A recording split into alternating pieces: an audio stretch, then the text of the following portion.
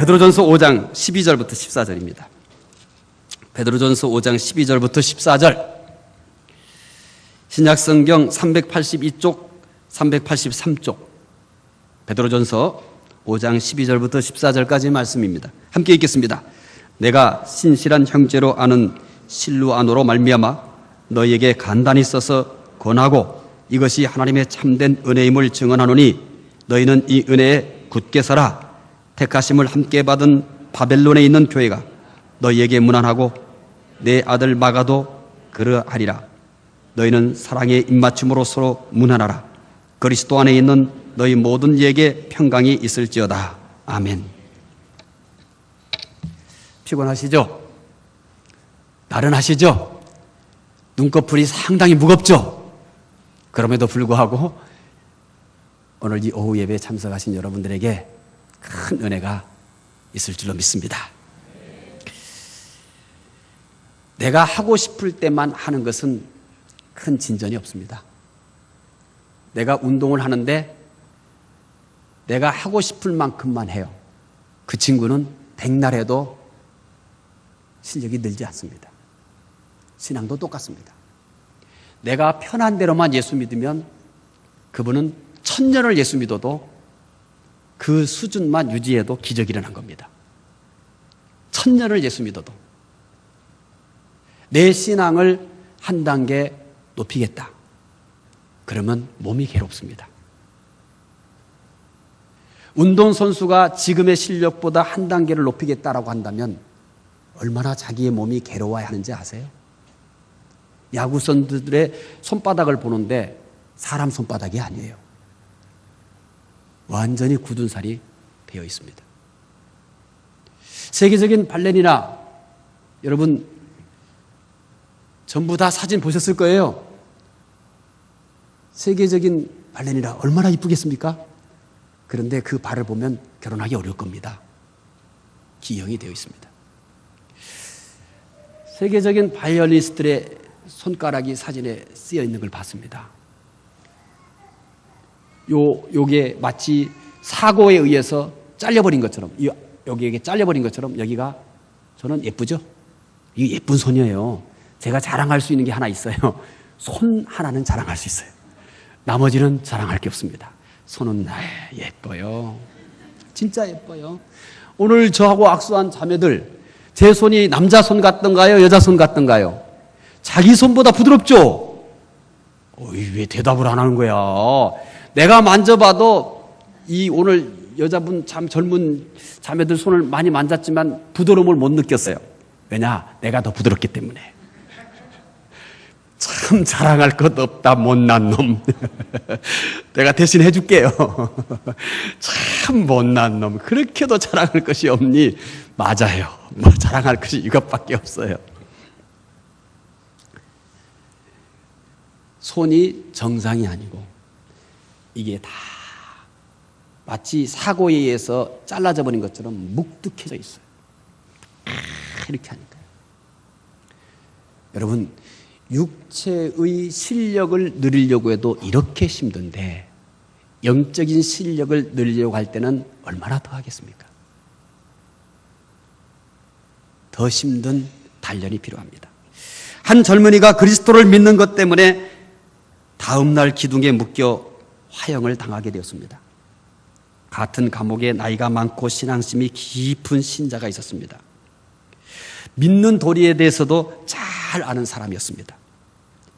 날이 어두워지자 젊은이가 초에 불을 붙이려다가 실수해서 손가락을 대었습니다. 손가락의 고통 때문에 소리를 지면서 그 동료에게 말했습니다. 손가락이 대인 것도 참을 수 없는데 기둥에 묶여 화형되는 걸 어떻게 참죠? 나이가 많고 신앙심이 깊은 사람이 조용히 대답했습니다. 젊은이, 하나님께서 당신에게 손가락을 대라고 하지 않으셨기 때문에 그 일에 대해서는 아무 은혜도 임하지 않았지만 믿음을 위해 목숨을 잃는 것은 하나님께서 당신에게 요구하시는 것이므로 그때가 되면 하나님의 은혜가 그곳에 임할 것이요. 이렇게 대답했습니다. 믿는 사람들은 아무리 어려운 일을 당해도 이길 수 있는 힘이 있습니다. 여러분, 내가 믿다가 어려운 일을 당할 때 그것을 이길 수 있는 힘이 있다는 사실을 아십니까? 많은 크리스찬들이 내가 이렇게 믿다가 어려움 닿으면 어떻게 하지? 내가 이렇게 헌신하다가 어려움을 닥치면 어떻게 하지? 고민하지 마세요. 믿는 사람들은 아무리 어려운 일을 당해도 이길 수 있는 힘이 있습니다. 그 힘이 뭘까요? 하나님의 은혜임을 믿으시기 바랍니다. 베드로전서 5장 12절에 이렇게 말합니다. 함께 읽어보겠습니다. 내가 신실한 형제로 아는 실루아노로 말미암아 너희에게 간단히 써서 권하고 이것이 하나님의 참된 은혜임을 증언하니 너희는 이 은혜에 굳게 서라. 베드로는 믿는 자들에게 뭐라고 말합니까? 이렇게 말하죠. 은혜에 굳게 서라. 어디에 굳게 서라고요? 은혜에 굳게 서라. 베드로가 은혜에 굳게 서라고 하는 것은 매우 의미 있는 부탁입니다. 베드로는 한때 자기 의지로 살아보려고 했었습니다. 굳게 결심을 했습니다. 예수님을 끝까지 따르겠다고요. 죽는 데까지 따라가겠다고요. 그거 진짜입니다. 그런데 실패했어요. 그냥 실패한 것이 아닙니다. 예수님을 모른다고 부인하고 심지어 저주까지 해버리고 말았습니다. 그의 결심이 가짜였을까요?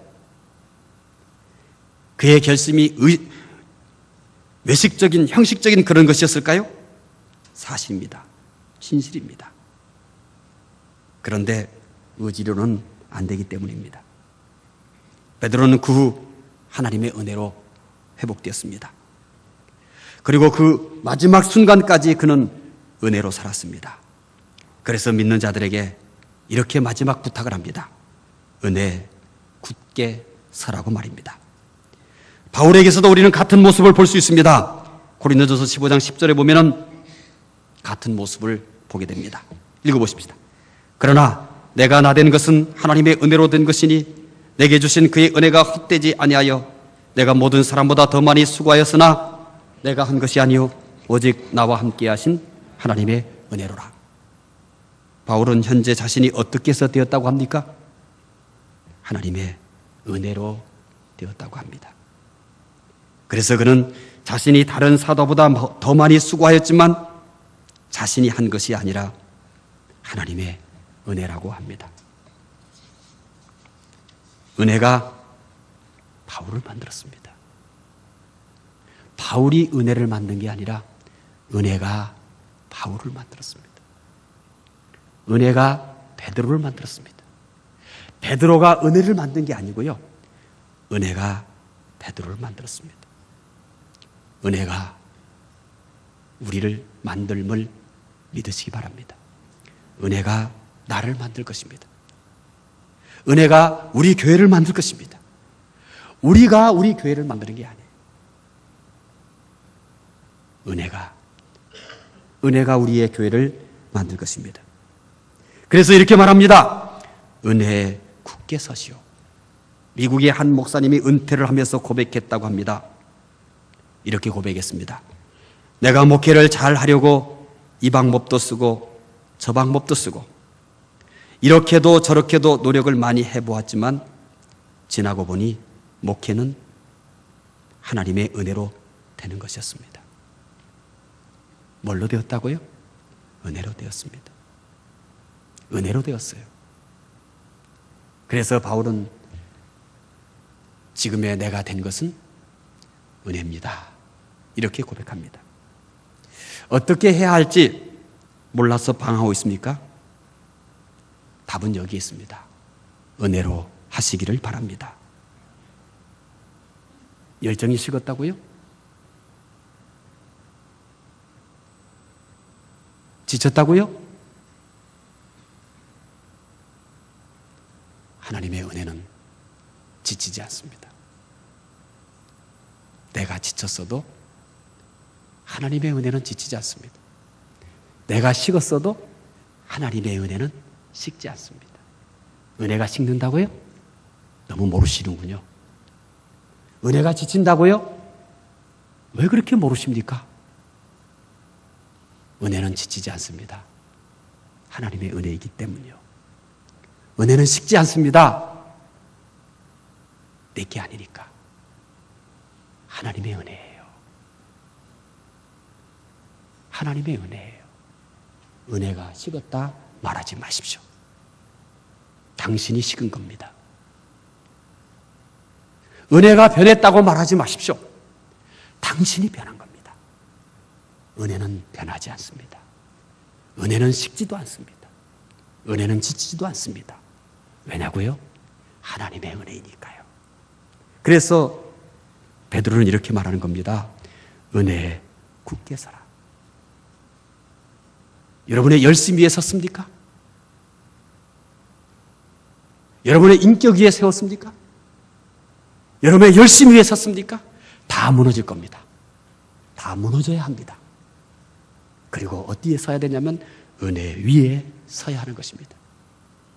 만약에 지금 여러분 열심 위에 서 있으세요? 빨리 무너지세요.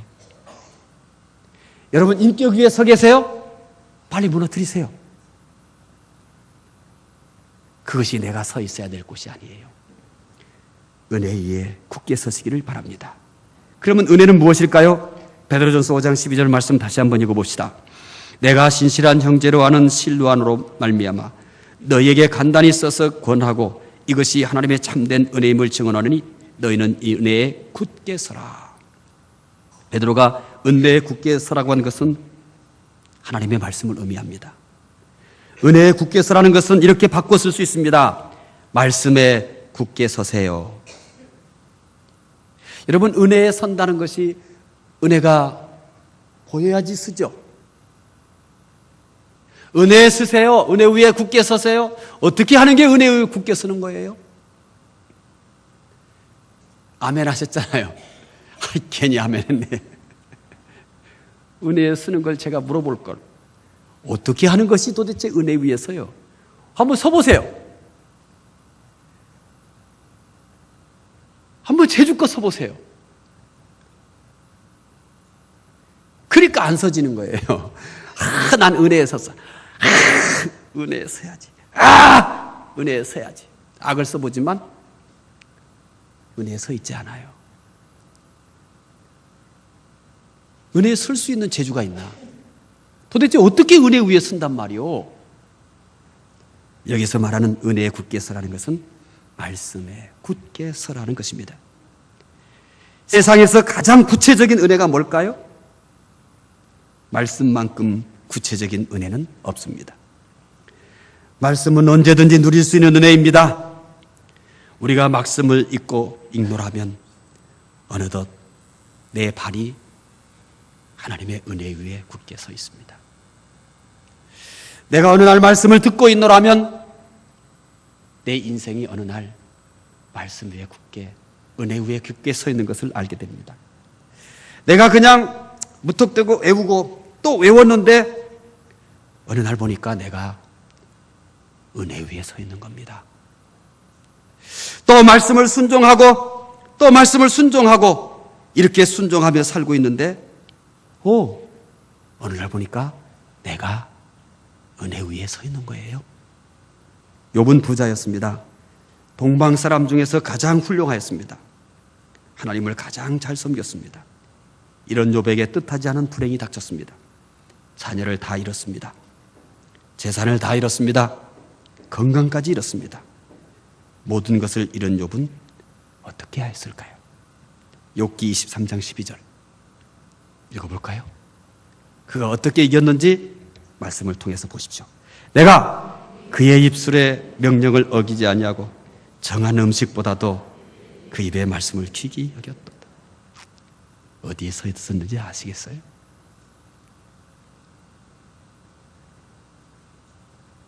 우리는 욥을 안다고 하지만 어떻게 욥이 이겼는지를 몰라요. 자녀 다 잃었어요. 재산을 다 잃었습니다. 건강까지 잃었어요. 모든 것을 잃었어요. 여러분, 욥이 건강 위에 있었다면 끝났습니다. 재산 위에 굳게 서 있었으면 끝났습니다. 자녀들 위에 굳게 있었으면 끝났어요. 어디에 있었다고 말합니까? 이렇게 고백하잖아요. 내가 그의 입술의 명령을 어기지 아니하고 정한 음식보다 그의 입의 말씀을 귀히 여겼도다. 이게 언제 때 말씀이에요? 잘 될 때의 말씀이에요? 아니요. 다 잃었을 때. 다 잃었을 때. 그가 쓰러지지 않은 이유는 그는 건강 위에 굳게 서 있지 않았습니다. 재산 위에 굳게 서 있지 않았습니다. 성공이라는 것 위에 굳게 서 있지 않았습니다. 세상의 어떤 것도 그의 삶의 기반이 아니었습니다. 욥의 삶의 기반은 말씀이었습니다. 말씀 위에. 그는 말씀 위에 굳게 서 있었던 것입니다. 욥이 모든 것을 잃었지만 하나님의 말씀에 굳게 서 있었습니다. 이것이 모든 것을 잃은 고통을 이기게 하였습니다. 욥은 잃은 것보다 갑절로 더 받았습니다. 은혜에 굳게 선다는 것은 말씀에 굳게 선다는 것입니다. 그러면 모든 것을 이깁니다. 욥처럼 이길 수 있습니다. 찬송가 441장 2절에 우리는 이렇게 찬송합니다. 말씀 위에 서서 내 뜻 버리고 감정을 버리고 말씀에 서니 불완전한 믿음 완전해지고 이제부터 주만 붙드네 나의 생명 되는 내 주 예수님 영원토록 모셔 내 기쁨 넘치네. 우리 이 찬송 함께 하시겠습니다. 뜻을 잊지 마십시오. 말씀 위에 서서 내 뜻 버리고 감정을 버리고 말씀에 서니 불완전한 믿음 완전해지고 내가 이제부터 주만 붙드네 나의 생명 되는 내 주 예수님 영원토록 모셔 내 기쁨 넘치네. 2절만 부르시겠습니다.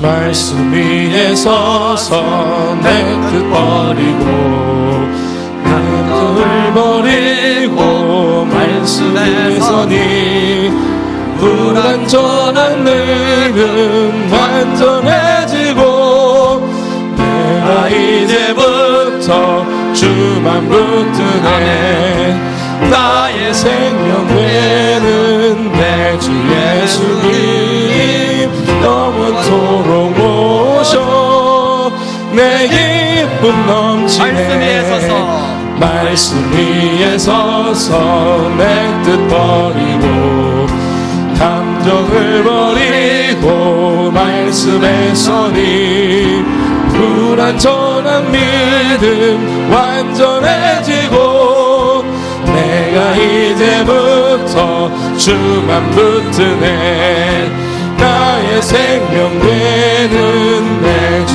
예수님 영원토록 모셔 내 기쁨 넘치네 말씀 위에 서서 내 뜻 버리고 감정을 버리고 말씀에 서니 신완전한 믿음 완전해지고 내가 이제부터 주만 붙드네 나의 생명 되는 내 주 예수님 영원토록 모셔 내 기쁨 넘치네 말씀 위에 서서 내 뜻 버리고 감정을 버리고 말씀에 서니 불완전한 믿음 완전해지고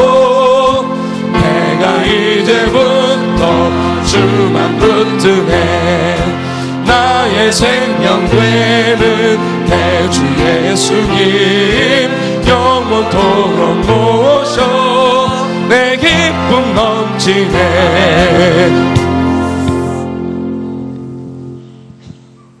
어디에 서서 살고 계십니까? 여러분 지금 어디에 서 계십니까? 말씀 위에 서서 사시기 바랍니다. 말씀 위에 서는 것이 가장 큰 은혜에 서서 사는 것입니다. 기도하겠습니다. 하나님 감사합니다. 우리가 세상을 살아가면서 잘못된 것 위에 서 있을 때가 너무나 많습니다. 잘못된 것 위에 서 있을 때 우리는 쓰러질 수밖에 없습니다. 이제는 오직 말씀에 굳게 서게 하소서, 은혜에 굳게 서게 하소서. 그래서 세상의 모든 것들을 하나님의 은혜로 이길 수 있도록 도와주시옵소서. 감사하며 예수 그리스도 이름으로 기도드리옵나이다. 아멘.